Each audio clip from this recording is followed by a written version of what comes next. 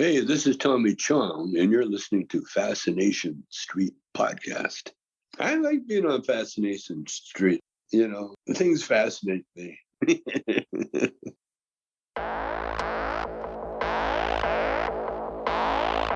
I believe that everybody has a story, and I'm fascinated to hear them. So come with me as we take a walk down Fascination Street. Welcome back, Streetwalkers. This episode is with stand-up comedian Mike Cotayo. In this episode, we get to know Mike. We talk about the drunk driving accident that he was involved in when he was 18 months old, and the traumatic brain injury that stemmed from that accident. We also talk about how comedy and tragedy go hand in hand, and how Mike doesn't feel like he would even be alive today if he hadn't been able to find the comedy in certain things that have transpired in his life. We talk a little bit about his mother and the effect that she had on him and the importance of having her in his corner. We also talk a little bit about some super intensive drug use. That's a fun conversation. You're going to enjoy that. Especially you, Dr. Drew, and I know you're listening. You're welcome. And then we talk about why he got into comedy and his upcoming Stand Up If You Can festival and what he hopes to achieve with it. Mike is a lot of fun. He does dates all over the place year-round. Make sure you check out his show schedule at funnymanmike.com. And this is my conversation with stand-up comedian and eternal pragmatist, Mike Cotayo. Yeah, talk to me, yeah.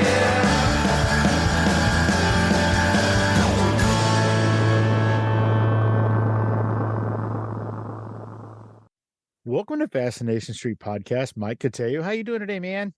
Hey, good. What's going on? How are you? I cannot complain. It has been a long week, it feels like, even though it was a short week or whatever. But here we are, man. How are you? I am living La Vida Loca. I'm pretty cool. I'm glad to be here. I'm excited. Let's do this. Well, based on what I know about you, Mike, you're glad to be anywhere. Mike, what I like to do is I like to get to know the guest from the beginning. It helps us understand how they got to where they are. So where were you born and raised, man? Where'd you grow up? I grew up in Staten Island, New York. I was born in Hackensack Hospital. So grew up in Staten Island, though, and I was in a drunk driving accident. You were in a drunk driving accident?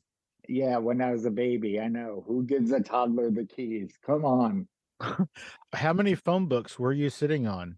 7. Oh, well, Seven. that's a good answer. It was the time before airbags, so through the window. So how old are you? I'm 46. I had to think about that. The older you get, the less you remember your age. Yeah, you don't have to tell me. I'm a couple of years older than you, and sometimes I say the wrong number. So this happened when you were 18 months old. So this happened Right. probably 1978, 79, something like that. Good with the math. 78. Yeah. Yes, I'm really good with adding 2. So it happened in 78. Were you wearing a seatbelt? I mean, were you in a car seat, I guess? I was on my mom's lap. I was buckled in, I guess, but then impact hit, and I believe I went through the window. So she was buckled in probably and holding you on her lap. Yeah. Everybody listening, especially all you youngsters, that's how we rolled back in the day. We sat in the back of pickup trucks. We sat on people's laps in cars. It was a free-for-all. There were no safety instructions. Yeah, look, these cars were made out of steel, and that was about it. That was our safety, was steel. So in the car were my mom, my biological father, he was driving, and my aunt and her boyfriend at the time, and the family dog. Everyone else had minor things going on. I was the one who was most severely hurt. I was pronounced dead on the scene. Oh, They revived me, and they sent me to Staten Island University Hospital because this happened on the Bayonne Bridge. And so they sent me to one hospital, and they sent everybody else, I think, to a different hospital because I needed to go to the trauma center. And the funny thing, no one told my mother I was hurt as bad as I was. Like they kept it from her. I was in a coma. I was put into a coma. And my mom asked one of her aunts, "How's the baby?" And she said, "Oh, the same, still in a coma." And my mom was like, "What? He's in a coma." She got out of that hospital and came to me. And my grandmother tried to drug her because she was afraid she was going to get too excited. It was a very weird story. It sounds like a weird story. Let's get to the important part, the part that everybody wants to know. How was the dog? Fine. Oh, The dog survived. oh, cool, cool. He's dead now because, dogs don't live that long. But Boots, he was my mom's dog. And then when I was born, he sort of protected me, thought of me as a little cub. Okay, so you died. I died. And then I came back to life. And they told my mother that I would probably not make it through the night when they had to operate on me. What did they do to you? They did an operation on my brain, relieved the water on my brain, or I forget what it was, but Like a craniotomy or something? Did you have one of those halos? no, I don't think so. I had a brain injury and the scars over here, it affects the left side of my body. I walk with a limp. I can't really use my left arm too well. And that's been your whole, as far as you can remember? Right. And before the accident, I was I walked early, I talked early. I think I walked at 9 months and started talking at 12 months. I think that's early for people. Or no, I was walking at 6 months, talking at 9 months. So you had a traumatic brain injury, and that is what your physical disability stemmed from. Is that right? Yes. Yes. Is anything that I just said offensive? All of it. All of okay, it. I'm cool. That's the crying. plan. That's the goal. I'm not a snowflake. Don't worry. Well, I just don't know if is a physical disability, or am I supposed to say able bodied? Like, what am I supposed to say?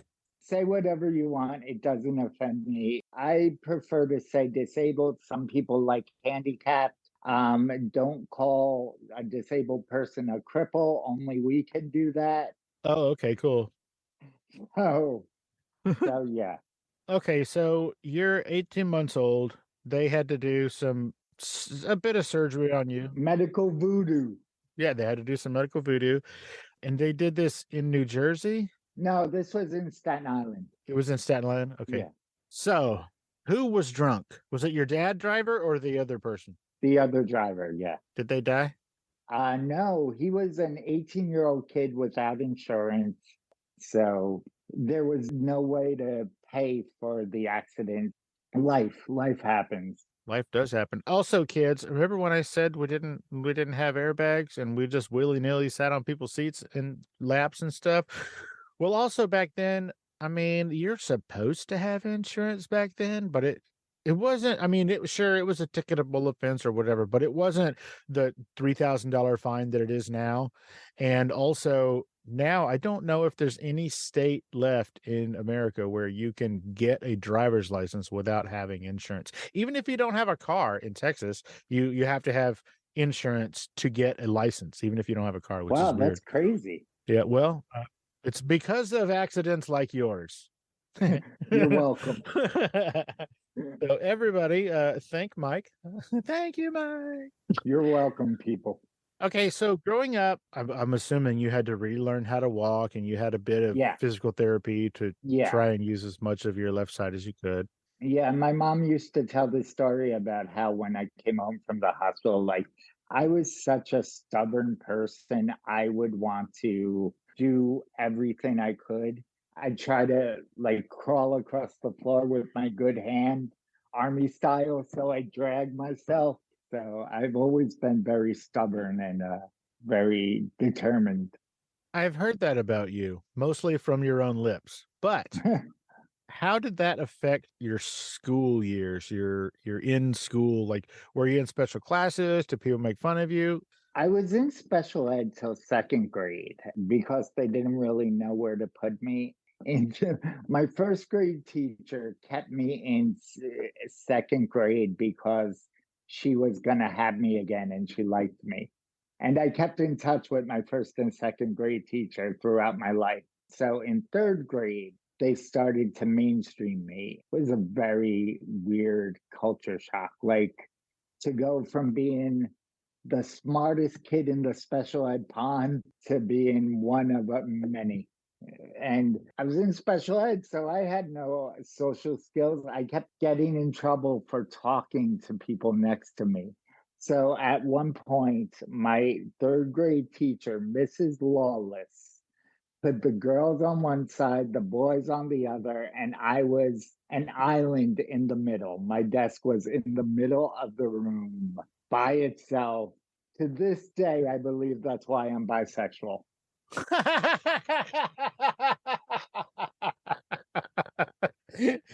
Do you really? Is that why you like? Do you think that had something to do with it?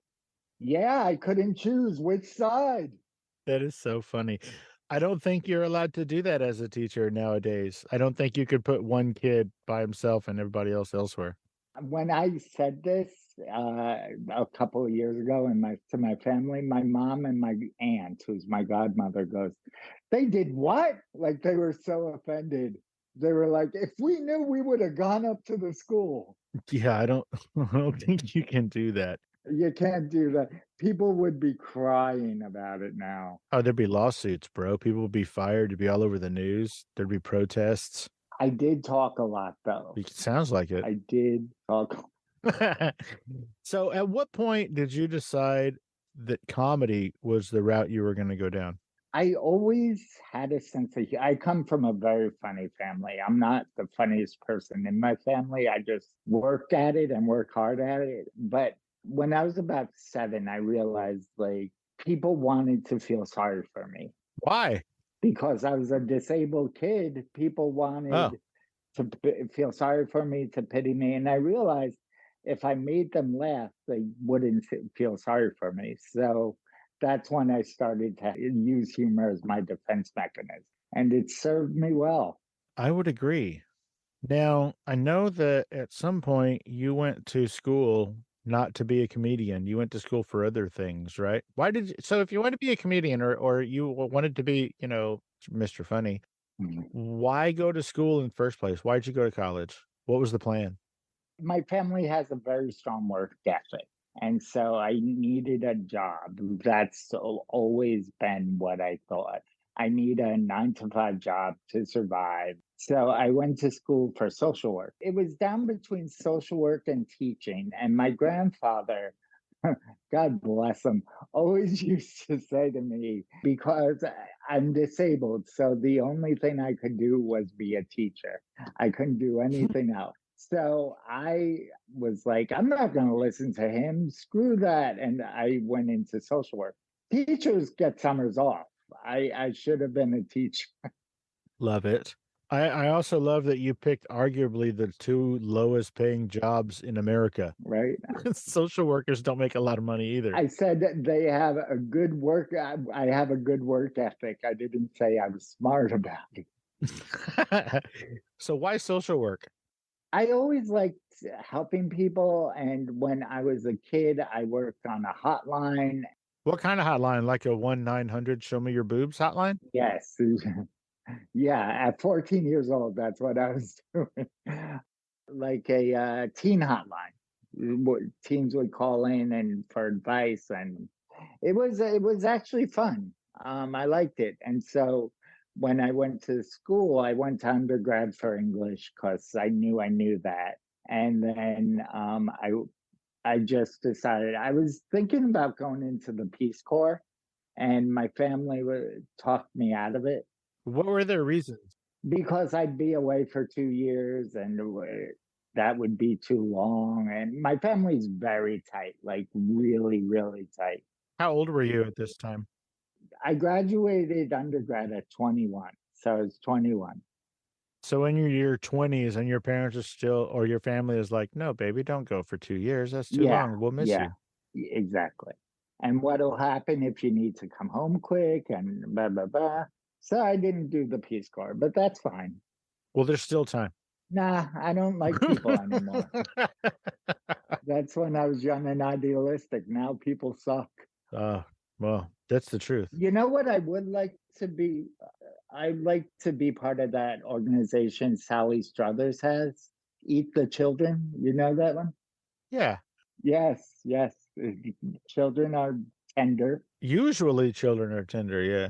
Uh, right? Right? where did you go for your grad school? I went to NYU. I still have tons of debt from that. Sweet. Yeah, I went to NYU for social work. Graduated, went to work at Bellevue, and then while I was at Bellevue, I started drinking a lot, and then I broke up with somebody, and I started doing a lot of drugs, and woo, it was a party.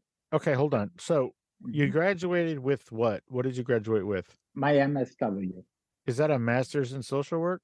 Yes, it is. So you have a master's degree. I do. They put you in special ed classes for your first couple of years, and then lo and behold, you have a master's degree from NYU. Yes. Take that, you bunch of dicks. Is it necessary to have a master's degree to do social work? It's necessary to have a master's degree to be a social worker. You can be a caseworker. You could be a NA, somebody who works with people. But in order to carry the title of social worker, you should have a BSW or an MSW. BSW is Bachelor's in Social Work. Got you. But people use that term interchangeably when they don't have the degree. And there's this theory that that's why social workers get shit on, is because everybody claims to be a social worker. Oh, wow. What a wonderful group to want to belong to just for the purpose of being shit on. So you're working at Bellevue. Is that in New York? Yes, it is. Because your parents said, your family said, hey, don't go too far? Well, I moved after I graduated high school. I moved back home, and me and my mom, back then we were like oil and water. We did not get along. We were too much alike. I had nothing but love for my mom, and she's my hero, but we did not get along. So I ended up taking out an extra loan to move into an apartment in Brooklyn because I didn't want to live at home, which I don't know if it was the right decision or a wrong decision, but it was a decision. It was a decision. I'm going to go ahead and assume that since you ended up having a better relationship with your mom, that it probably was a good decision for you guys to not be fighting all day, every day. Yeah. Hey, Streetwalkers, here's a word from our sponsors. Let's get back into it. At what point in all of this journey did you realize that you wanted to be a drinker and a drugger? Because if I understand correctly, you didn't drink all through high school or anything. No, I didn't, because my mom's family's Irish, right? So big drinkers, right? I saw that growing up. I saw alcoholism. I saw drug addiction. I didn't want to be that way. So I thought, okay, I'll just stay away. And then I started drinking when I was in I drank in college, but nothing big. And then when I graduated college, I would go out drinking every once in a while, and I would throw them back. Like, I would always drink the sweet drinks, so I would just down them. The effect was great, but then I didn't really ever do drugs. And then I was dating someone, and I tried cocaine, and then we broke up, and I tried cocaine a lot more, and I started doing crack. Crack is the best. Oh my God, so good. And it was one of those things, like, it takes hold of you and it feels so good, and then it just isn't. And you start having heart palpitations, you start feeling paranoid, and it was really scary for a while. So if you had to make a recommendation, how many times should someone try crack? 3 times, just to make sure you like it. Just to make sure it's not for you. Just to make sure it's not for you. How long do those effects last? The paranoia and the euphoria and all that shit? I didn't think I was paranoid. And then towards the end, I started getting very paranoid. I started hearing my landlord outside my door.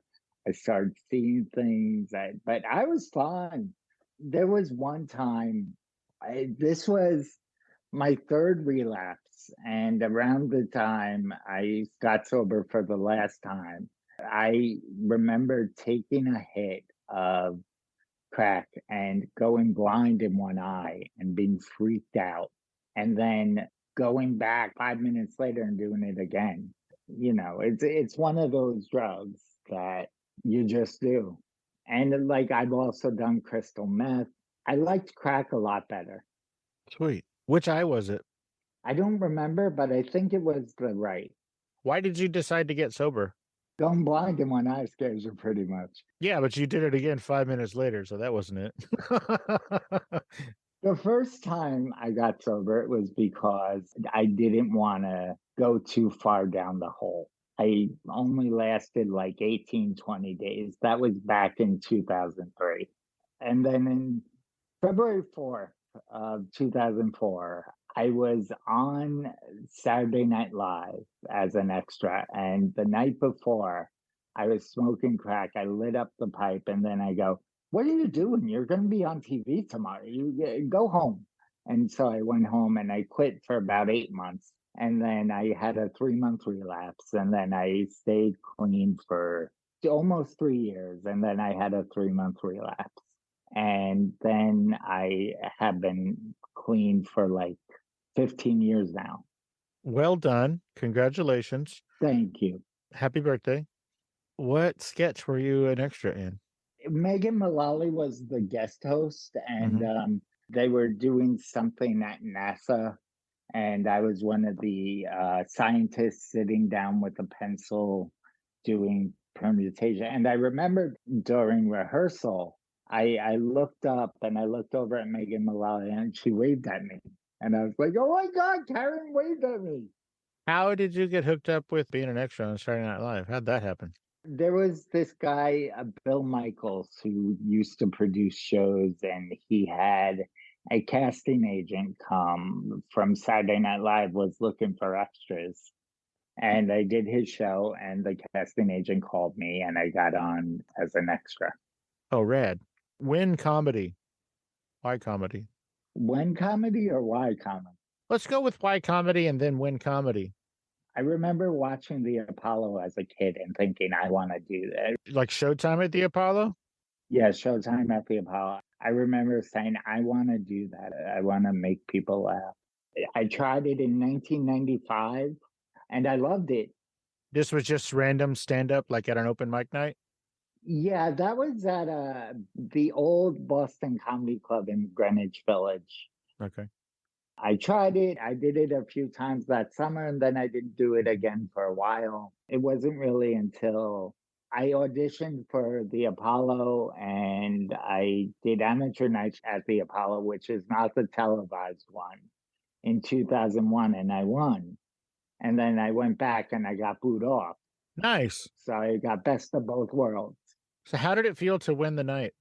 It felt amazing. I couldn't believe I won. It was exciting for me.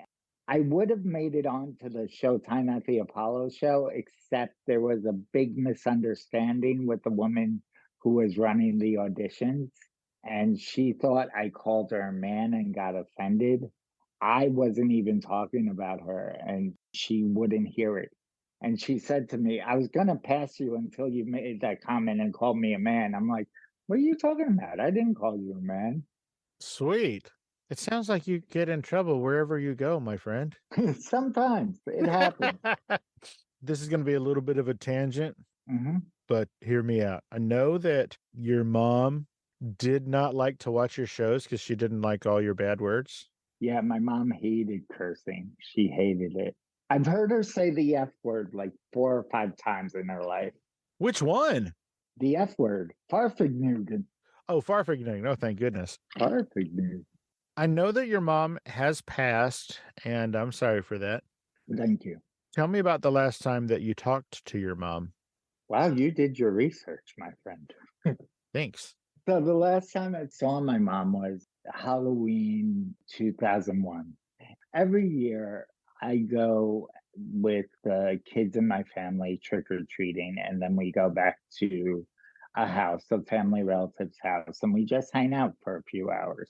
That was the last time I saw my mom. It was a good visit. Like, we had a really good talk. We were joking. It was very easy.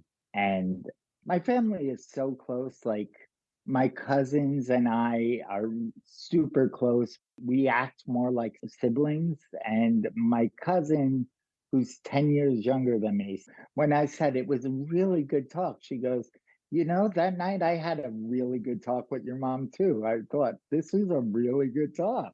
I think there was something in the universe knowing that time was coming to an end. And I had a pay-per-view special I was doing, What was that called? Crossing the Line. Okay. And my mom said, I'm not coming to the special because I've heard your jokes and you're gonna curse, and I don't want to be there when you curse. And I go, I know, I understand, Mama, I understand. And so she didn't, and she ended up dying 2 days later on November 2nd. It's still hard for me to talk about. Like, I'm surprised I'm not bawling right now. Was it sudden? Unexpected? Yeah, like, it was crazy unexpected. In July, she was hospitalized. She had an infection in her lungs. They didn't know what it was. When I was visiting her, she said, you know, I think I'm going to die soon. And I'm like, stop talking like that. You're not going to die, Mom. You'll be fine. And like, she knew her time was coming to an end. Feel free to not answer this question, but did they ever figure out what it was? Like, what did she die of? What killed your mom? I think she had a heart attack. Okay. Like, I think her lungs were working so hard that she had a heart attack Gotcha. because she was found on the floor. My brother found her. I was supervising people online, other social workers. So I was doing that, and my brother called, and I sent it to voicemail. And he called me back, and I sent it to voicemail. And he said to me, pick up. And then my sister called, and then my wife called, I sent it to voicemail. And then my sister called, and I picked up. It was like they knew. So it was just really fast and hard. And like, it was a Tuesday, and I'll always remember that. Like, this is supposed to be a fun podcast, and I'm bringing it down, man. Well, let's change that. I know that your mom didn't like you cursing. When you found out that she had passed, did you curse? I don't know.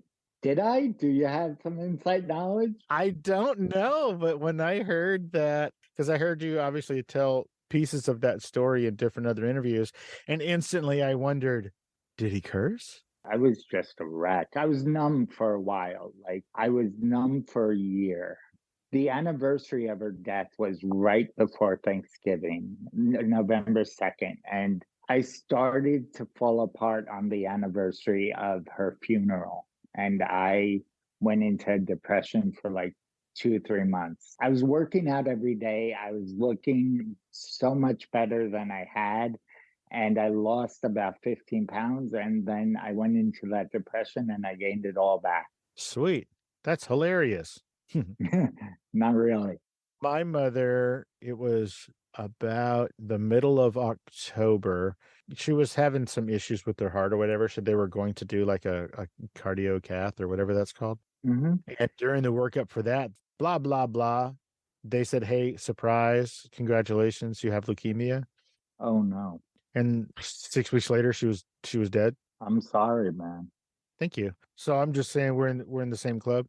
The Dead Mothers Club. It's great. Yes, the Dead Mothers Club. And it was right around the same time because she passed the Saturday after Thanksgiving. Yeah. 2013. So, hey, man, we're buddies. There have been times when I had a meeting today with a couple of people.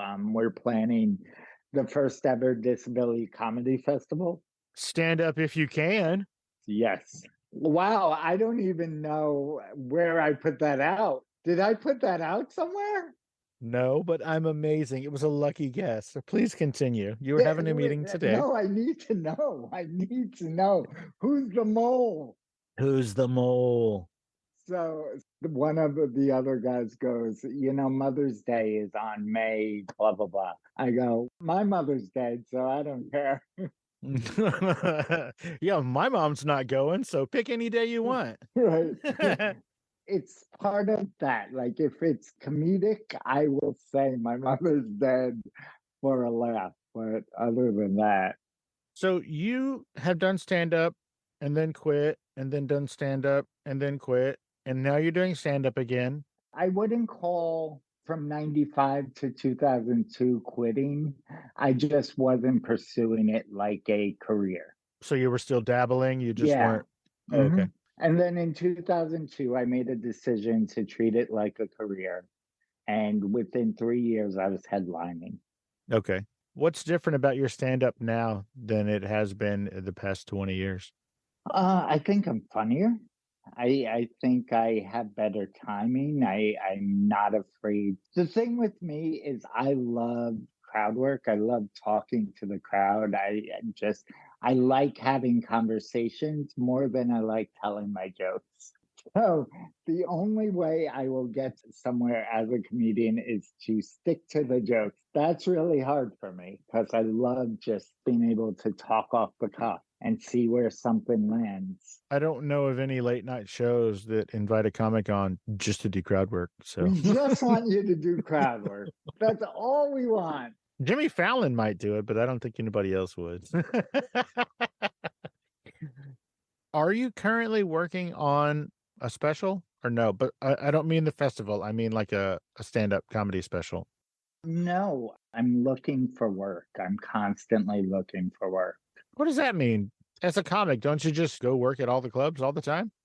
Well, I have to get booked at the club. Just walk in. I would love to. Just tell them who you are. You know what? Just tell them who I am. Don't you know who the fuck I am? Yeah, that's what you say. And they go, no. And then you say, well, what about Steve? Do you know Steve? And they'll go, no. The biggest break I ever had was New Year's Day 2005. I was performing at the Laugh Factory. I turned the corner and my name was on the marquee. You take that picture? Oh, yeah, I took that. You've probably seen that picture, stalker.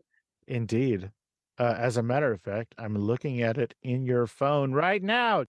Tell me about the Stand Up If You Can festival. What does it benefit? Is it a benefit? It's not quite a benefit. What I'm going to be doing is I turned it into a nonprofit. The mission of a nonprofit is to make every stage handicap accessible. We're going to get big names to come in and either host or perform, and we're going to highlight some new talent and hopefully get it on Netflix or Showtime or HBO. We'll be pitching it to TV outlets. So I'm hopeful. I believe this is something that really needs to be seen because there are very few opportunities for comics with disabilities. So I know that the American Disabilities Act makes it mandatory that all buildings have handicapped access, but that doesn't apply to stages? No, in fact, I have a really funny friend in a wheelchair who can't get on stages and performs at the side of the stage. And that's not fair. It's not fair to him. It's not fair to the crowd. What is the goal? Is the goal to make, like, to add on to the ADA requirements, or is the goal to get the club owners to voluntarily put ramps in? The goal is to get the club owners to put ramps in, and part of the funds raised would go towards that. Towards paying for that? Yeah, like there would be an application process and people would need to apply. And of course, smaller clubs would get more money, larger chain clubs wouldn't. Unfortunately, there may need to be an incentive I want to make it so that, people can perform. I'm lucky I can walk on stage. Some people aren't. Some people aren't lucky you can walk on stage, like when you bomb.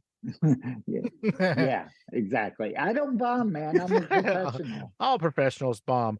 No, no, you stop bombing once you stop caring about bombing. Bombing it's a mindset, in my opinion. Like I can have shows where I don't do well, but I'll rarely bomb. Bombing to me is going up on stage and not being prepared and not being professional and maybe getting booed. But if you're trying, you can't bomb. I had a really bad show a couple of weeks ago where I hurt someone's feelings and they cried.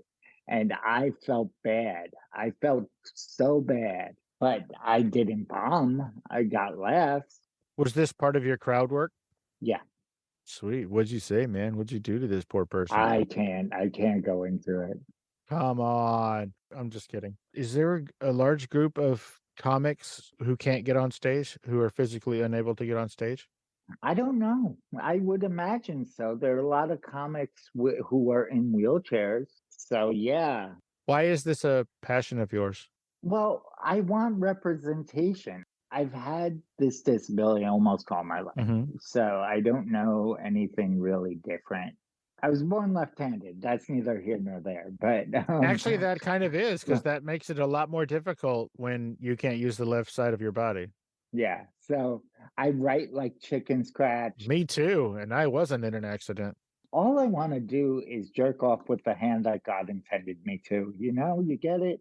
Sure. No, I get it. I mean, praise the Lord. Amen. So I guess what I'm asking is, you said yourself you are physically able to get on stages, Right. and you're lucky because some people aren't. You asked, why is this a passion of mine? Yeah, because normally people have a passion for things that affect them, and this doesn't really affect you. So why are you fighting this fight on behalf of other people? Why? Because I'm fighting for equal rights. My friend Mike deserves to get on stage just as much as I do. And I have cerebral palsy. There may be a day where I can't walk. You do? Yeah. Is this as a result of the accident? Yeah. Cerebral palsy can be diagnosed before you're 3. I have acquired cerebral palsy from a traumatic brain injury. So there may be a day where I can't walk. My hip hurts constantly. That's why I work out so much, to keep my body going. And I want it to be normalized. I want people with disabilities to be normalized. I didn't see anyone with a disability on TV growing up, and I felt like I couldn't be on TV. That was what stopped me. So I'm hopeful that this will change things. My little festival will make a difference. So when is the festival? How can people participate? Is it going to be a festival that's live and in person? Is it going to be a festival that's on TV? Tell me more about it. We're still in the planning phases, but it will most likely be May 2024. And it will be live in New York. And I'm also looking at doing a couple in New Jersey and Philly. Tri-state area? Tri-state area. Got you. And then I'm hoping 2025 it will be bi-coastal. I'm hoping it gets bigger every year. Who else is helping you with this? You said you had a meeting with some people earlier. They are the owners of the Comedy Diner in Newark. Jim Mendrinos has been a longtime friend. He's a comic for 30 plus years, and his partner, John Guild, they're helping me with putting it together. Jim has created a number of festivals. He did the New York Underground Comedy Festival for years. In the last few years, he's done the Turnpike Comedy Festival. Got you. Why do you think it's important for tragedy to turn into comedy? Why is it important to laugh it off? If I didn't know how to laugh at myself, I'd be dead. I'm disabled. I have a drug abuse history. I have HIV. There's so much shit wrong with me. I'm surprised I get out of bed in the morning. Why do you? I want to see how else I can fuck my life up. That's really it. I just want to see how much more I can do before I die. Do you think that in spite of all the things that you've been through and currently are going through, do you think it has something to do with that determination that your mom talked about when you were a little kid? Yeah, I think that is really part of it. I mean, my mom and my aunt were talking to my ex, and he asked what was I like as a kid, and my aunt goes, stubborn as hell. And so that's never left me. My mom used to tell the story about how when she was in nursing school, she would be trying to get me out the door, and she'd go, come on, we gotta go, let me tie your shoes. And I would go, no, I can do it. I can do it myself. And it would take me like 10 minutes to tie my shoes, but I did it with one hand. So, Wow, that takes some skill. yeah, I was lucky to have people, therapists in my life who taught me these things. Wow, that's rad. Do you currently have Velcro shoes? No. Good job, buddy. But what I do have is these little strappy things. Oh, yeah, those. Yeah. Yeah, it's like it's sort of a slide on because they're almost pre-tied. Yep.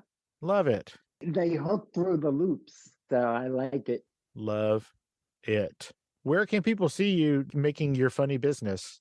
In March, I will be performing in North Carolina. I'm hoping to get a bunch of shows there while I'm down there. And you could find out all this information on my website, Funnyman Mike, or follow me on Instagram at Funnyman Mike Cotayo, Cotayo. Nice. Well done. And that website is funnymanmike.com. Yep. And that has all your tour dates and upcoming events. And All my upcoming events. does it have any information about the Stand Up If You Can festival? Not yet. We got a website for that. It will be Stand Up If You Can, comedyfest.com. It's really long. We're trying to get the standupifyoucan.com, but we'll see. We'll see. Did you come up with that name? Stand Up If You Can? Yeah. Pardon my Francois, but that is fucking genius. I love that name. That is such a great name. Thank you. It is dope as hell. You're welcome. Mike, funny man, Mike. As we're heading out, man, is there anything that I didn't ask you or we didn't talk about that you wanted to talk about today, man? Did I miss anything in particular? I don't think you missed anything. Rad. I love hearing that. What do you want to tell the folks on our way out? I love you. Keep laughing, keep smiling. When you have a bad day, know that it's temporary. It'll turn around. And check me out on funnymanmike.com. Great words to go out on. Funny man, Mike Cotayo, thank you so much for taking time out of your busy day and your hectic tying your shoes with one hand schedule to hang out and let us get to know you a little bit better on Fascination Street, man. I really appreciate it. That was awesome. Thank you so much, Steve. It was 100% my pleasure. And you have a great rest of your week, man. You too, sir. Take it easy, buddy. Bye. Bye-bye.